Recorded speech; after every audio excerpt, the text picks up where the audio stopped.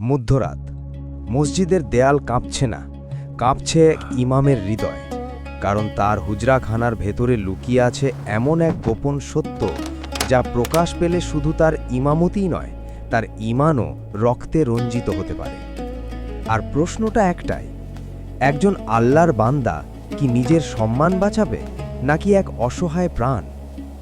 আজকের গল্প সেই রাতের, যে রাত একজন যুবক ইমামকে কেয়ামতের দিনের মতো কঠিন পরীক্ষায় ফেলেছিল। প্রাচীন শহরের এক প্রান্তে বিশাল মসজিদ, তার পাশে ছোট্ট একটি হুজরাখানা। সেখানে থাকতেন তরুণ ইমাম আহমদ। বয়সে তরুণ, কিন্তু জ্ঞানে প্রাজ্ঞ। মানুষ তাকে সম্মান করত। শহরের ক্ষমতাবানরাও তাকে প্রকাশ্যে অপমান করার সাহস পেত না। কিন্তু সেই রাত সব হিসাব বদলে দিল।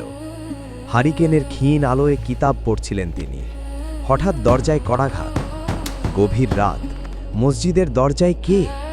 দরজা খুলতেই এক যুবতী ভেতরে ঢলে পড়ল। তার পোশাক বলছে সে বিত্তশালী, তার কপালের চিহ্ন বলছে সে ভিন্ন ধর্মের, তার চোখের আতঙ্ক বলছে মৃত্যু তাকে তাড়া করছে। এখানেই প্রথম প্রশ্ন, একজন গায়রে মাহরাম নারী একজন ইমামের কক্ষে, রাতের অন্ধকারে, এটা কি কেবল মানবিক সংকট, নাকি শয়তানের সাজানো ফাঁদ? নারীটি আশ্রয় চায়, তার পিতা নিহত, শাসকের সৈন্য তাকে খুঁজছে, ধরা পড়লে সম্ভ্রমহানি নিশ্চিত। এখন ভাবুন, ইসলাম কি বলে? একদিকে পর্দা ও শালীনতার বিধান, অন্যদিকে মজলুমের আর্তনাদ।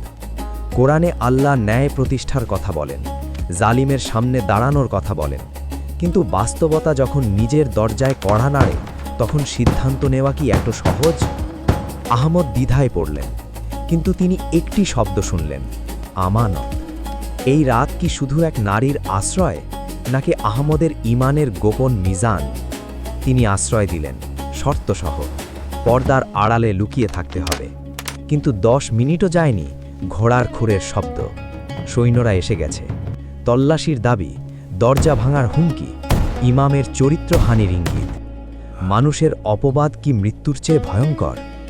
আহমদ জানতেন, নারীটি ধরা পড়লে অপমানিত হবে, আর যদি ধরা পড়ে যে সে তার ঘরে ছিল, শহর জ্বলবে। তিনি কি করলেন? তিনি নারীটিকে লুকালেন এক সিন্ধুকে, নিজে দাঁড়ালেন নামাজে। এটা কি কৌশল, নাকি আল্লাহর ওপর চূড়ান্ত ভরসা? সৈন্যরা ঢুকল, তলোয়ার হাতে, সন্দেহ ভরা চোখ। সিন্ধুকের সামনে দাঁড়ালো তারা। এক মুহূর্ত, যেখানে শ্বাস বন্ধ হয়ে যেতে পারে, যেখানে একটি ঢাকনা খুললেই সব শেষ। ঠিক তখনই বাইরে অন্য খবর এলো। সৈন্যরা চলে গেল। এটা কি কাতলীয়, নাকি আল্লাহর অদৃশ্য হেফাজত? কিন্তু বিপদ শেষ হয়নি। নারীটি অচেতন হয়ে পড়েছিল সিন্ধুকে। অক্সিজেনের অভাব, মৃত্যুর দ্বারপ্রান্ত। আহমদ তাকে বাঁচালেন, কিন্তু এখন প্রশ্ন, সকালের আলো উঠলে কি হবে? তারা পালানোর সিদ্ধান্ত নিল। বোরখা, ছদ্মবেশ, মিথ্যা পরিচয়। জীবন বাঁচাতে কৌশল নেওয়া কি গুনাহ, নাকি মজলুম রক্ষার বৈধ পথ? শহরের গেটে প্রহরী, সন্দেহ, জেরা। এক প্রহরী বিশ্বাস করল, আরেকজন সন্দেহ করল। তারপর এলো কালু, নির্মম জল্লাদ, যে গন্ধে শিকার চেনে। সে বুঝে ফেলল কিছু ভুল আছে। বোরখা খোলার আদেশ। ইজ্জত কি এখন শেষ? আহমদ সামনে দাঁড়ালেন, বললেন, নারীর গায়ে হাত দেওয়ার আগে তাকে হত্যা করতে হবে।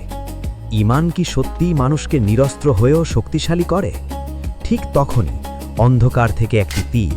জল্লাদ আহত। অজানা সাহায্যকারী। কে এই অদৃশ্য সহায়তা? তারা পালিয়ে পৌঁছল বোরস্থানে। মৃতদের মাঝে আশ্রয়। এক বৃদ্ধ খাদেম, এক গোপন সুড়ঙ্গ। মাটির নিচে কঙ্কাল, অন্ধকার, শ্বাসরুদ্ধ পরিবেশ। যদি আজই মৃত্যু আসে, এই রাতের জন্য আল্লাহ কি হিসাব নেবেন? সুড়ঙ্গ পেরিয়ে তারা বের হলো শহরের বাইরে। সেখানে অপেক্ষায় এক তরুণী গুপ্তচর।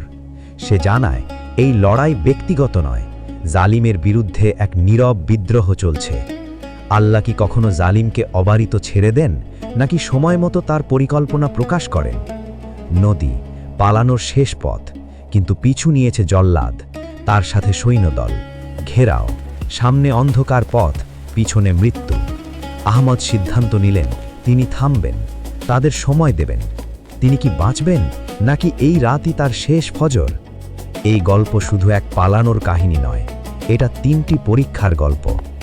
1. নফসের পরীক্ষা। 2. সমাজের ভয়। 3. জালিমের সামনে সত্যে দাঁড়ানোর সাহস। ইমাম মানে শুধু নামাজ পড়ানো নয়, কখনো কখনো ইমাম মানে ঢাল হয়ে দাঁড়ানো।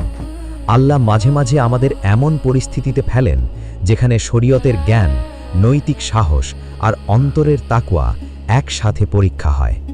সেদিন কেয়ামতে আপনার আমলনামায় কি লেখা থাকবে? সে ভয় পেয়েছিল নাকি সে দাঁড়িয়েছিল? আপনার উত্তর কি? ভেবে দেখুন। আসসালামু আলাইকুম।